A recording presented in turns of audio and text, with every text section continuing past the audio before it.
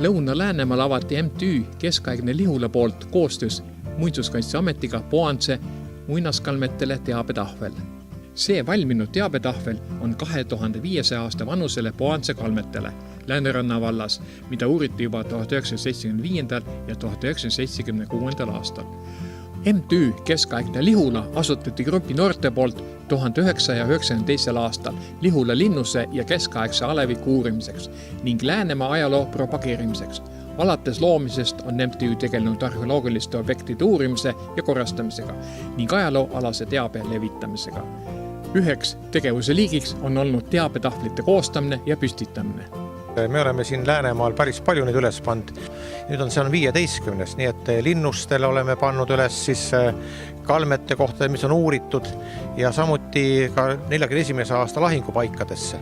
Nii et Tuudi näiteks ja Kirblas, kus põletati maha terve küla ja seal on need tahvlid üleval juba. Ja see on siis meie nagu MTÜ Keskaegse Lihula üks ettevõtmisi, mis me oleme Läänemaa ajaloo niimoodi tutvustamisel teinud. Nende tahvlites seisatudes saavad Läänemaal, Pärnumaal ja Raplamaal rändajad eesti ja ingliskeelset informatsiooni muinasmälestiste olemusest ja nende uurimiskäigust ning olulistest ajaloosündmustest. Nad on ikka nende inimestele mõeldud, kes nagu ajaloo ja sündmuste vastu ja huvi tunnevad, nii et ikkagi nii eestlastele kui ka välismaalastele on ka ingliskeelsed tekstid juures. Mul on hea meel. Ega siin karta pole midagi ja las rahvas käib ja vaatab.